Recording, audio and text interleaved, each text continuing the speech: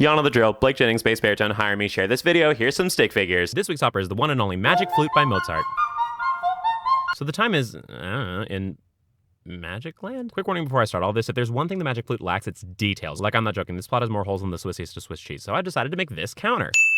So there's a lot of characters, but the main ones are Tamino, Pamina, Zoroastro, the Queen of the Night, the Three Ladies, Papageno, and Monostatos, who's been a subject of controversy lately. I'm not going to get into it here, but all I'm going to say is please, please, please, please, please do not put your Monostatos in blackface if you ever put on this show. Just, like, don't. So the opera starts with Tamino being chased by a snake, and he passes out from fear and is rescued by the Queen of the Night's servants, the Three Ladies. Papageno shows up as Tamino wakes up, and the Three Ladies return and show Tamino a picture of Pamina, the Queen of the Night's daughter, and like any good tenor would do, Tammy instantly falls in love with her. Then the Queen herself shows up and says Pam has been captured by Zoroastro, and Tammy vows to rescue her. Meanwhile, at Zoroastro's temple, Monostatos is about to non-consensually do things with Pamina that would hopefully not fly with anyone watching this when Pappy shows up and it scares him off. Pappy tells Pam that Tamino's coming to save her out of love, and she's like, I don't know who that is, and I don't care. I love him! So Pam and Pappy try to escape but run into Zoroastro, and Pam's like, I'm so sorry I tried to escape. I was just doing it because, oh, I don't know, your servant was trying to assault me. And Zoroastro's like, oh, you're right, that's kind of messed up. But I can't let you get back to your mother because plot twist, she's actually evil, and in order to live your life, you must be guided by a man. Oh my god, do I even have to say it at this point? So in order to become the husband that guides Pamina, Tammy takes on Zoroastro's trials of wisdom. So the first trial happens, and Tammy and Papa G have to remain quiet in front of the Three Ladies. How this affects his ability to be a good husband is beyond me. But they pass.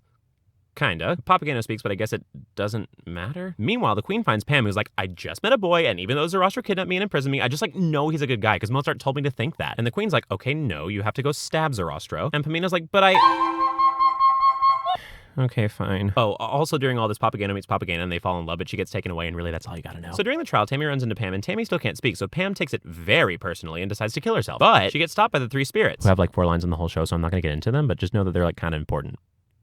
So Tammy can finally talk to Pam, and they agree to undergo the remaining 2 trials together, and they take on the trials of fire and water. And with such a cool name, I bet you're wondering what those trials entail. Well, let me tell you, so do we, because Mozart never described them, and they take place over roughly a page of music. Mozart. Great music, garbage plots. So Papageno is sad about Papageno leaving and is about to kill himself when the Three Spirits, who I personally believe would be fabulous working for the Trevor Project, donate if you can, stop him from hanging himself and bring Papageno back, and the two sing about the dozens of kids they're gonna have. And a side note, once on first date advice, never discuss kids 5 minutes into knowing each other. Opera is not real. So the Queen of the Night, my nasty toes, and the Three Ladies show up at Zoroastro's temple and are magically cast out into eternal night? Like, I guess Zoroastro did it, but they don't, like, really say if he did. But whatever, it's a happy ending for everyone else except for the audience, who just had to sit through arguably the worst plot to ever withstand the test of time. Oh, also there's like a lot of symbolism in this opera about everything being in groups of 3, and it has to do with like the Freemasons or something, but also now that I'm out of school, I can finally say it. Who the hell cares?